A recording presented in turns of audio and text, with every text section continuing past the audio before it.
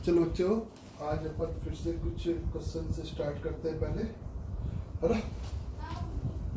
आपको यहाँ पे गिवन है f ऑफ x एक फंक्शन है जो कि कुछ इस तरीके से डिफाइंड है x divided by sin x when x will be greater than 0, when x will be lesser than or equal to the 0 to 2 minus x।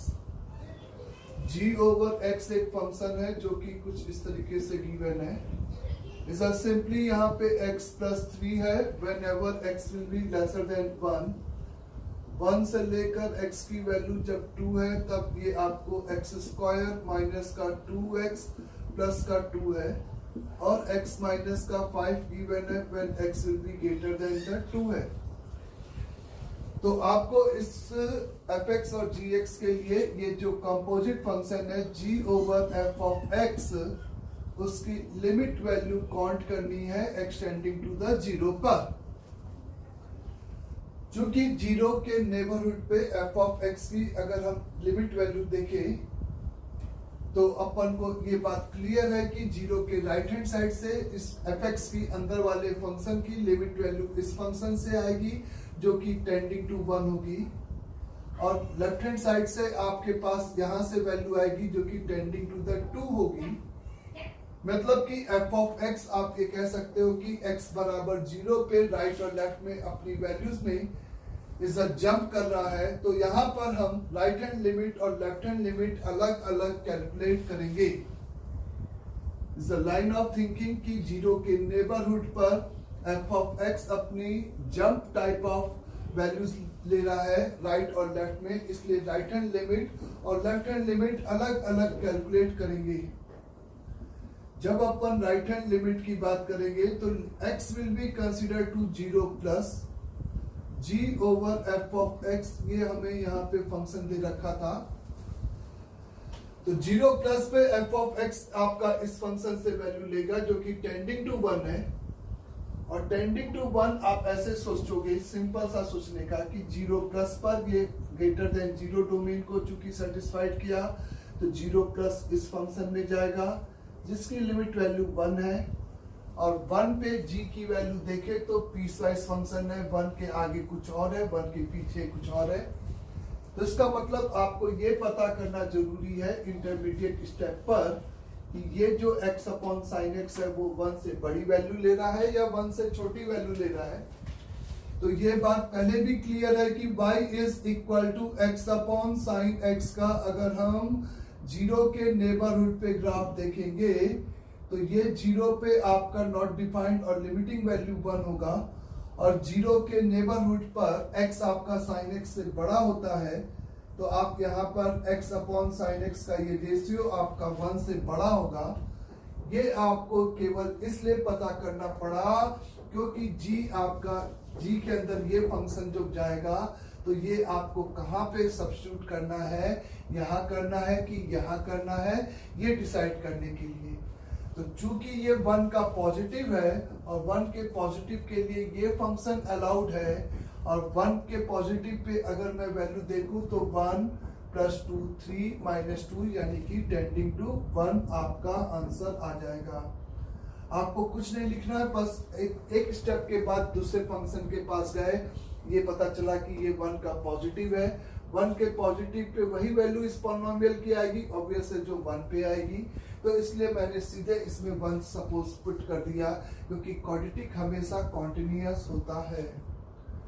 इस लेफ्ट हैंड लिमिट की जब हम यहाँ पे बात करेंगे तो x will be consider to b आपका 0 का minus is g over f over x, इस तरीके से ये फंक्शन आपको दे रखा है। g over f of x में 0 माइनस पे आप यहाँ पे वैल्यू देखोगे जो कि टेंडिंग टू द 2 है, और 2 पर फिर से ये अपना डोमेन क्या कर रहा है, चेंज कर रहा है। तो 2 माइनस एक्स का ग्राफ अगर तुम यहाँ पे नोटिस करोगे बच्चे, इधर किस पॉइंट के नेबरहुड पे, 0 के जस्ट पीछे, तो 2 माइनस एक्स का ग्राफ ऐसे जाएगा, 0 पे वैल्यू 2 और 2 माइनस एक्स 0 के जस्ट पीछे 2 से बड़ा नंबर हो गया। ये आपका 2 हाइट था तो ये वैल्यू 2 से बड़ी हो गई, और अगर ये वैल्यू आपकी 2 से बड़ी हो गई है तो इसका मतलब यहाँ पर आप 2 से बड़ा इनपुट इसमें सब्स्टिट्यूट करोगे और 2 से जस्ट बड़ा इनपुट इसमें सब्स्टिट्यूट करने का मतलब कि 2 यहीं पे रख दें तो 2 पे इसकी वैल्यू -3 और ये चूंकि पॉलिनोमियल है तो 2 के इस राइट हैंड साइड पे भी आपको लिमिटिंग वैल्यू फाइनली -3 देगा। तो फाइनली आपका राइट हैंड लिमिट और लेफ्ट हैंड लिमिट इस तरीके से कैलकुलेट होगा, जो कि अनइक्वल होने के कारण हम गिवन फंक्शन का answer DNE does not exist define करेंगे। गिवन फंक्शन का answer simple does not exist define करेंगे। अंडरस्टैंड सभी लोग यहाँ तक? फिर अगर अपन यहाँ पे बात करेंगे इसी के एक और क्वेश्चन लेते हैं, जिसमें मैंने आपसे कहा सपोज आपको f of x गिवन है is the ln over is the cosec over pi x is the 0 से लेकर x की वैल्यू 1 तक।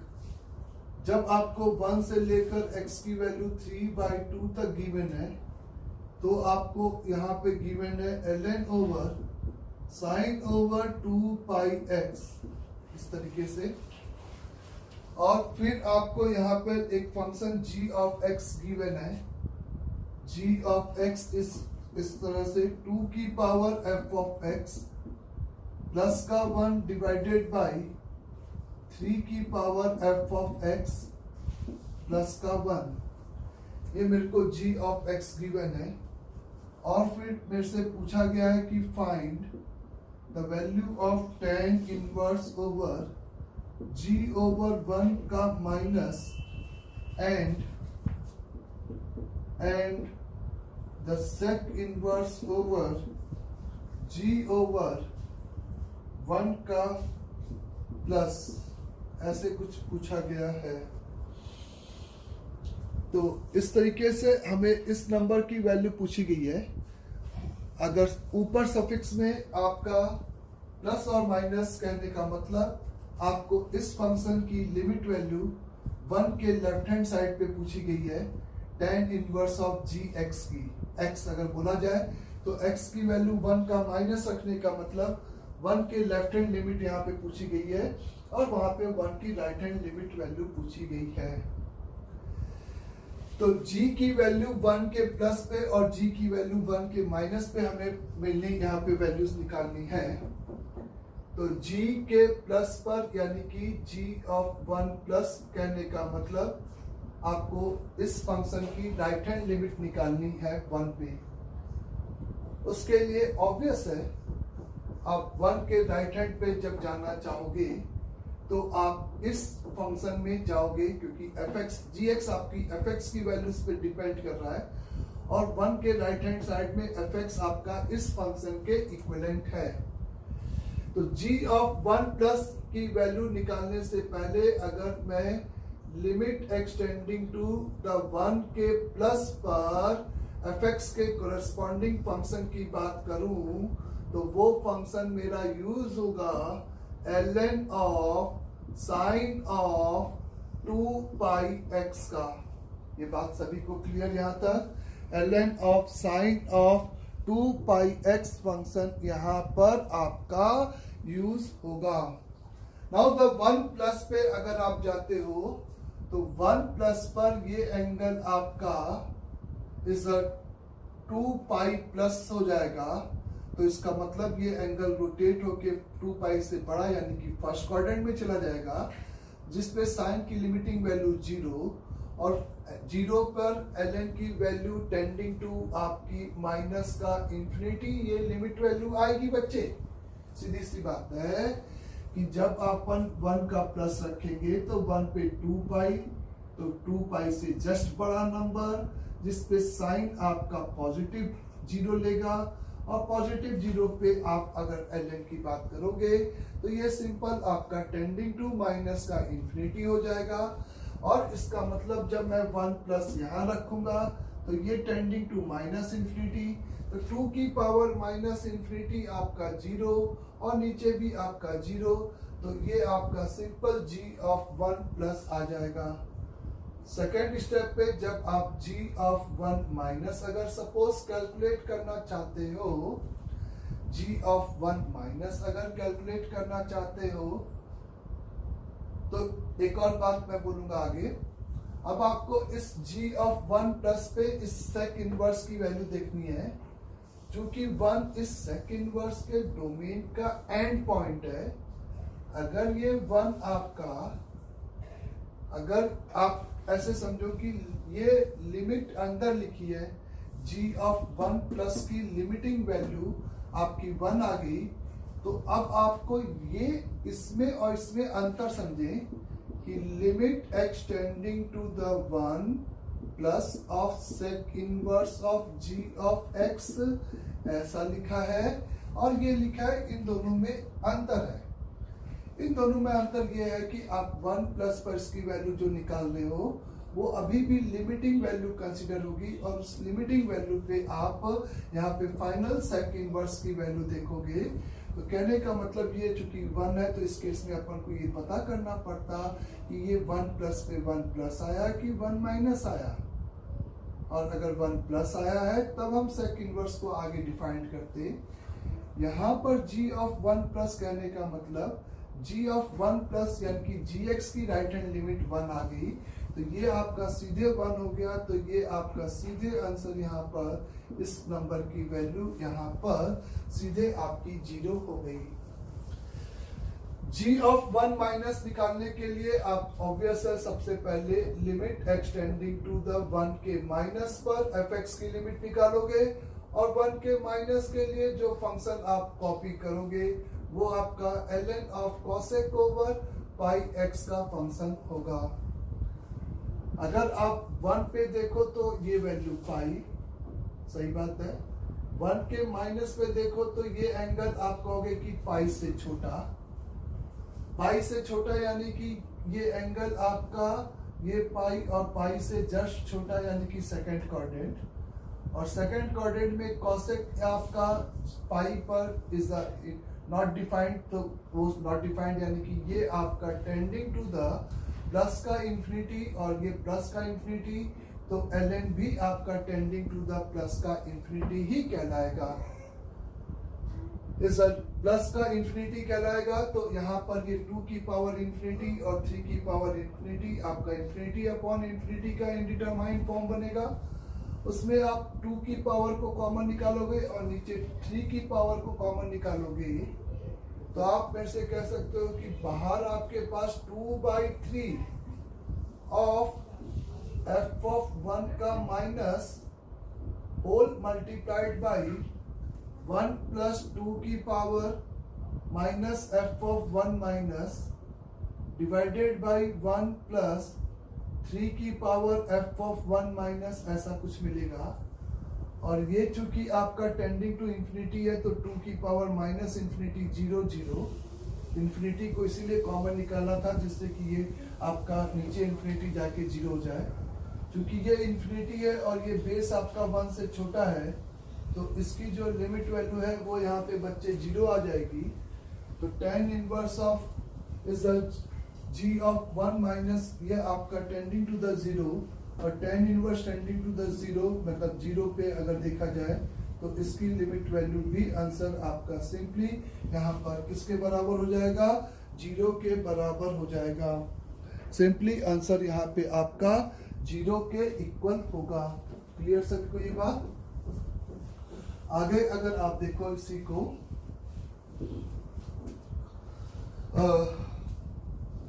Limit over x tending to infinity is a cos over 2 pi whole multiplied by x divided by 1 plus x की power a और whole power x square, ये simple brackets हैं। और हमें इसकी लिमिट वैल्यू यहाँ पे कैलकुलेट करनी है कि इस फंक्शन की लिमिट वैल्यू यहाँ पे क्या होगी। तो इस फंक्शन की यहाँ पे लिमिट वैल्यू निकालने के लिए तुमने देखा कि x को जब मैंने इंफिनिटी की तरफ टेंड किया तो ये ऑब्जर्व किया कि ये bracket x upon 1 plus x का टेंडिंग टू आपका 1 होगा। 1 की पावर a आपका अभी भी टेंडिंग टू 1 होगा। ऐसा करने से आपने नोटिस किया कि ये एंगल 2 पाई की तरफ टेंड करेगा और cos 2 पाई आपका इज 1 की तरफ टेंड करेगा। तो ओवरऑल ये जो आपका बेस फंक्शन है वो टेंडिंग टू आपका 1 होगा और इज द पावर इंफिनिटी, तो ये आपका 1 की पावर सिंपल इंफिनिटी का इनडिटरमाइंड फॉर्म होगा।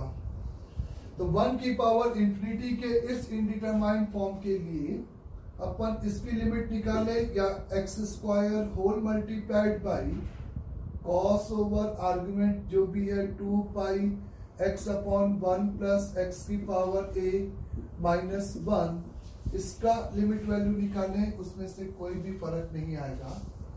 इज एक्सटेंडिंग इंफिनिटी पर ये अब आपका 1 की पावर इंफिनिटी से कन्वर्ट होके infinity multiplied by tending 1 minus 1 zero, infinity into zero के इनडिटरमाइंड फॉर्म में कन्वर्ट हो जाएगा।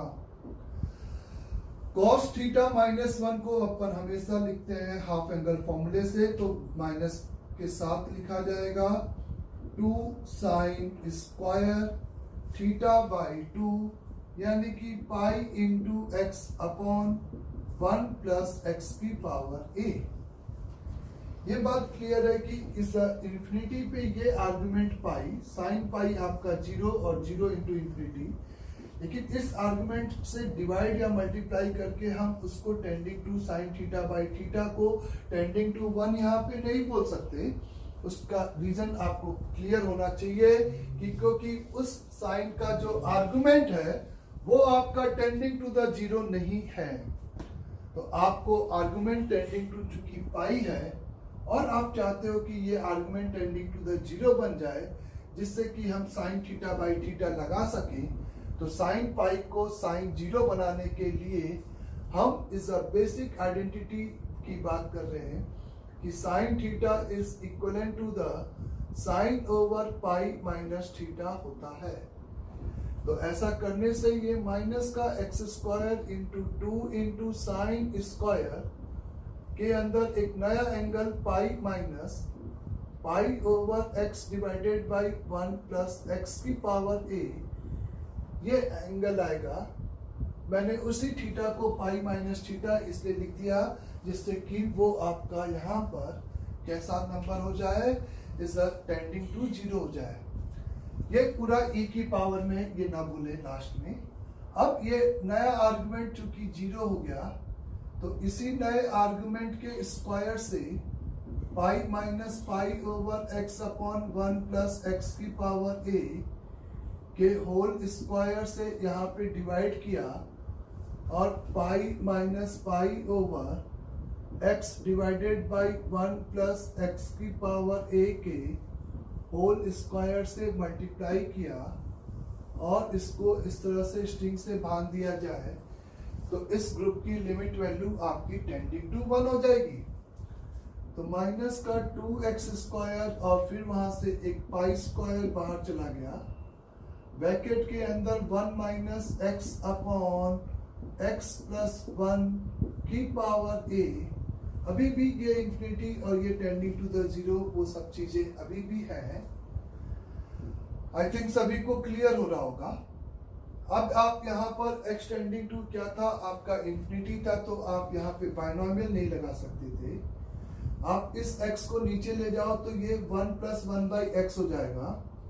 तो आपने यहाँ पे बाइनोमियल इसको लिखने के लिए इस x को नीचे लेके गए तो ये 1 प्लस 1 बाई एक्स की होल पावर माइनस का a कुछ ऐसा नंबर बन जाएगा।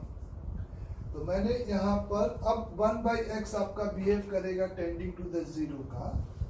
आपके बाहर एक्स स्क्वायर है तो डिनोमिनेटर में एक्स स्क्वायर से बड़े टर्म हमें दिक्कत नहीं करेंगे क्योंकि एक्स टेंडिंग टू इंफिनिटी है, तो नीचे एक्स बचेगा तो वो रेशियो टेंडिंग टू 0 हो जाएगा।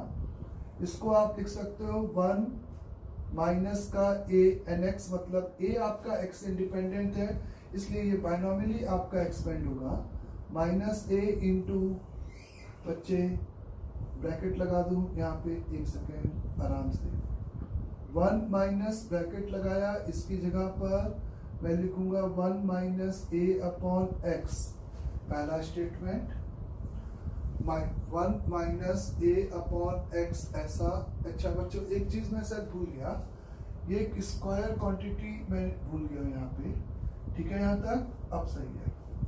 तो 1 माइनस का a बाई एक्स आपका नेक्स्ट टर्म में एक्स स्क्वायर आएगा नीचे।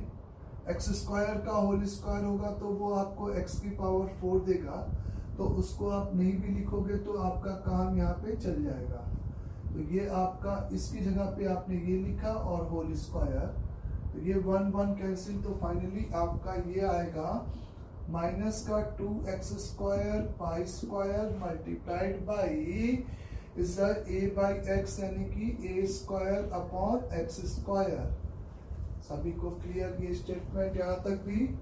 और एक्स स्क्वायर और एक्स स्क्वायर कैंसिल हो जाएगा और आपको मिलेगा माइनस का 2 पाई स्क्वायर इंटू ए स्क्वायर, और वो भी e की पावर में। तो फाइनली ये आंसर आपका आ जाएगा e की पावर में माइनस का 2 पाई स्क्वायर इंटू ए स्क्वायर। इसका सिंपल आंसर होगा e की पावर माइनस का 2 पाई स्क्वायर अपॉन ए स्क्वायर। इसका सिंपली यहाँ पर ये आंसर आपका आएगा। क्लियर यहाँ तक? तो इस टाइप से हम लोग बात कर सकते हैं। एक सिंपल सा इजी सा प्रॉब्लम फिर से कर लेते हैं। The limit over extending to the pi 1 is the tan over आपका एंगल है पाई एक्स डिवाइडेड बाई 4 की whole power tan over is the pi x divided by 2। तो x की वैल्यू 1, तो tan पाई बाई 4 आपका 1 हो गया, और फिर ऊपर tan पाई बाई 2 यानी कि इंफिनिटी और माइनस इंफिनिटी कुछ भी हो, राइट हैंड साइड पे माइनस इंफिनिटी और लेफ्ट हैंड साइड पे इंफिनिटी। मैंने बार बार इम्फेसिस किया है कि चाहे प्लस इंफिनिटी हो चाहे माइनस इंफिनिटी हो, ये 1 की पावर सिंपल इंफिनिटी का इनडिटरमाइंड फॉर्म कहलाएगा। तो यहाँ पे अगर अपन बात करेंगे तो इसको लिखेंगे e की पावर में tan over pi x divided by 2 whole multiplied by tan over pi x divided by 4 minus का 1। एक्सटेंडिंग टू 1 है तो आप इस एंगल के लिए सीरीज एक्सपेंशन नहीं लगाओगे, तो सबसे पहले आप x को 1 प्लस टी कंसिडर किए, तो यहाँ पर ये tan pi by 2 plus angle हो जाएगा। तो ये आपका टर्म e की पावर में ये फंक्शन आपका कॉट का pi by 2 plus second quadrant में माइनस का पाई टी डिवाइडेड बाई 2 आ जाएगा। यहाँ पर आपके पास ये एंगल हो जाएगा tan over pi by 4 plus pi T upon 4 minus का 1। आपके पास ये हो जाएगा 1 plus tan over pi T upon 4 divided by 1 minus का tan pi T divided by 4 minus का 1। और सिंपली आप यहाँ पर एलसीएम कंसीडर करोगे, तो आपको मेरे को यहाँ पर मिलेगा ये 1 और 1 जाएगा, तो ऊपर माइनस का कॉट का pi T divided by 2 multiplied by 2 tan का pi T divided by 4 and whole divided by 1 minus tan का पाई टी डिवाइडेड बाई 4। और ये बात क्लियर है कि अब t टेंडिंग टू आपका कितना है बच्चे? 0 है। तो limit t tending to the 0 पे आप कॉट को सीधे नीचे ले जाके tan लिखोगे, तो ये 2 tan of angle pi T divided by 4 into tan over pi T divided by 2, और इस ब्रैकेट की लिमिट वैल्यू इंटू में 1 डिनोमिनेटर में आ जाएगी। क्योंकि argument tending to the 0 same argument से डिवाइड और मल्टीप्लाई करेगा, तो 2 पाई बाई 4 टी भी मर जाएगा, पाई बाई 2, तो फाइनली आंसर आपका 1 यानी कि e की पावर 1। तो फाइनल आंसर आपका यहाँ पर e आ जाएगा। फाइनल आंसर आपका यहाँ पर किसके बराबर हो जाएगा? e के इक्वल हो जाएगा। ये बात आप समझे? क्लियर यहाँ तक भी बच्चों? तो ये अपन यहाँ तक अभी तक पढ़ चुके थे, उसी पे कुछ मैंने क्वेश्चंस आपको करवा दिए। फिर आगे देखें। कुछ इस टाइप के क्वेश्चंस आपको देखने मिलते हैं जिसमें आपको लिमिट वैल्यू फंक्शन की दी रहती है या उसके बारे में इंफॉर्मेशन दी रहती है, और उस फंक्शन में एक कुछ आर्बिट्री कांस्टेंट होते हैं। उन आर्बिट्री कांस्टेंट्स की हमें वहां पर क्या डिफाइन करनी होती है, वैल्यू, जिसके लिए वो given function given limit value attend कर ले। कहने का मतलब आप ऐसे समझे, इज सिंपली अगर मैंने आपको कहा कि आपको यहाँ पर लिमिट ओवर से समझे, मैंने एक क्वेश्चन से स्टार्ट कर रहा हूँ। Limit over extending to the zero is a multiplied by e की पावर x minus b multiplied by cos x plus c multiplied by e की power minus x divided by x square की लिमिट value हमें given है 2। Then find the value of a b and c। Question में है find value of किसकी, a, b, c। हमें यहाँ पर एक एक्सप्रेशन दे रखा है, एक फंक्शन दे रखा है जिसकी लिमिट वैल्यू आपको गिवन है, और उस लिमिट वैल्यू के करस्पॉन्डिंग आपको फंक्शन डिफाइन करना है, मतलब a b c डिफाइन करना है, जिसके लिए आपकी ये लिमिट वैल्यू आ जाए। तो इस टाइप के क्वेश्चन को हम प्रोसीड करते हैं सिंपल सीरीज एक्सपेंशन से। उसका एकदम सही अप्रोच ये होगा कि सबसे पहले अगर आपका एक्सटेंडिंग टू द जीरो है तो आप ये देखो कि डिनोमिनेटर आपके कितने डिग्री का जीरो है। कितने डिग्री मतलब x की power least power of x denominator में क्या है। The least power of x अगर डिनोमिनेटर में यहाँ पे आपको एग्जैक्ट 2 ही है, तो आप ये समझो कि अगर आप जब इसको पॉलिनोमियल फॉर्म में एक्सप्रेस करोगे तो अगर आपको ऊपर x स्क्वायर से कम कोफिशिएंट मिलेंगे, फॉर एग्जाम्पल x मिला, x का कोफिशिएंट कुछ मिला, तो जब मैं उस x के कोफिशिएंट को x स्क्वायर से डिवाइड करूंगा तो चूंकि डिनोमिनेटर में x बच जाएगा, अगर बच जाएगा तो टेंडिंग टू द जीरो पर ये आपका टेंडिंग टू क्या हो जाएगा, इंफिनिटी हो जाएगा। ये आपको फाइनाइट वैल्यू यहाँ पे अटेंड नहीं हो पाएगी।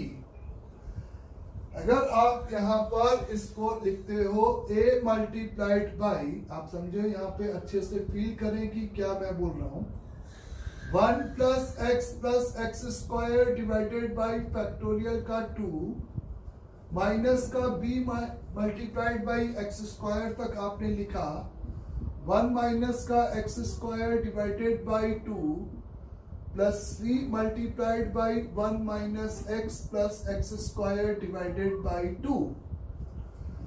अगर आप और न्यूमरेटर को लाइक कोफिशिएंट को एक साथ इकट्ठा करो तो कांस्टेंट टर्म आप देखो a माइनस का b प्लस का c प्लस आपके पास x का कोफिशिएंट आएगा is a plus a minus का c, एक यहां से आएगा और एक x का कोफिशिएंट यहां से आएगा, प्लस आपके पास x स्क्वायर का कोफिशिएंट आएगा a divided by 2 is a minus minus plus b divided by 2 plus c divided by 2। और फर्दर भी इसके पास कोफिशिएंट होंगे, ऐसा नहीं कि ये पॉलिनोमियल यहाँ पे खत्म हो गया है, x cube and so on, ऐसे बहुत सारे कोफिशिएंट इसमें अवेलेबल होंगे। आपने ये देखा कि डिनोमिनेटर में आपको least power of x square है, और जब आप इसको एक्स स्क्वायर से डिवाइड करोगे तो जब आप इसके नीचे एक्स स्क्वायर रखोगे तो उसकी लिमिट वैल्यू इंफिनिटी, इसके नीचे एक्स स्क्वायर रखोगे तो अपॉन में एक्स आएगा तो उसकी वैल्यू इंफिनिटी नॉट इंफिनिटी। इसकी वैल्यू फाइनाइट क्योंकि एक्स स्क्वायर मर जाएगा, और इसकी वैल्यू सबकी वैल्यू 0 क्योंकि उस केस में ऊपर एक्स बचेगा। तो डिनोमिनेटर फंक्शन से जब मैं इस पॉलिनोमियल को इंडिविजुअली डिवाइड करूंगा तो मेरा आपसे सिंपल ये फील करने की बात हो रही है कि अगर ऊपर डिग्री की बात करें, ये आपका यहाँ पे 2 डिग्री का 0 था, तो 2 डिग्री के 0 से पहले वाले कोफिशिएंट अगर अवेलेबल होंगे तब एक्स स्क्वायर से डिवाइड करने पर इस फंक्शन की जो लिमिटिंग वैल्यू है वो कभी भी फाइनाइट नहीं मिलेगी। 2, 3 की बात बाद में होगी। सबसे पहले अगर दिस अपॉन ये non zero upon x square होगा तो इसकी लिमिट वैल्यू आपको हमेशा कितनी मिलेगी? इंफिनिटी। कभी भी क्या नहीं मिलेगी? फाइनाइट आंसर नहीं मिलेगा। तो फाइनाइट लिमिट वैल्यू होने के लिए it is necessary to be, आप यहाँ पे मेरे से कहोगे a minus b plus c, मैं शुड बी इक्वेट विथ 0, एक कंस्टेंट लगाऊंगा, मीन्स एक्स स्क्वायर से नीचे वाले कोफिशिएंट को मैं 0 कर दूंगा, a माइनस सी को मैं 0 कर दूंगा। ऐसा इंपोज करने पे अब न्यूमरेटर में ये 2 टर्म नहीं होंगे। यहाँ पर भी लीस्ट पावर ऑफ x आपकी इज एक्सटेंडिंग टू, चूंकि 0 है, एक्स स्क्वायर है गया अब, और वो एक्स स्क्वायर कॉमन निकालने पे आपका खत्म हो जाएगा। तो आपका दिस यही constant as a limit value आएगी, जो कि अब आप कहोगे कि इक्वल द किसके होनी चाहिए? 2 के होनी चाहिए, यानी कि a plus b plus c divided by 2, ये वाला कोफिशिएंट अपॉन एक्स स्क्वायर का कोफिशिएंट 1 कि ये वैल्यू सिंपल यहाँ पे 2 होनी चाहिए। तो इन 3 कांस्टेंट के करस्पॉन्डिंग जो भी आपको a, b और c मिलेगा वही आपका आंसर हो जाएगा। कहने का मतलब इस 2 और 2 को आप नेक्स्ट स्टेप पे काट के 4 लिखोगे, इसको इसमें से घटाओगे तो 2b इज इक्वल टू 4, तो b की वैल्यू 2 आ जाएगी, b की वैल्यू 2 आ जाएगी तो a प्लस c की वैल्यू 2 हो जाएगी, a माइनस c की वैल्यू 0 है तो a की वैल्यू आपको 1 और c की वैल्यू 1, तो फाइनल आंसर a की वैल्यू 1, b की वैल्यू 2 एंड c की वैल्यू 1 कंसीडर करने पर ये फंक्शन की लिमिट वैल्यू, इस फंक्शन की लिमिट वैल्यू आपकी किसके वैल्यू के बराबर होगी? 2 के बराबर होगी। नहीं तो ये आपका कभी भी आंसर इज अगर थर्ड कंडीशन तो बात की बात है, फर्स्ट और सेकंड के केस में आंसर हमेशा अगर फर्स्ट या सेकंड में से कोई भी एक कंट्राडिक्ट कर रही तो उसका मतलब उस केस में एक्स स्क्वायर से डिवाइड करने पर ये आंसर आपका कभी भी क्या नहीं आता? Finite answer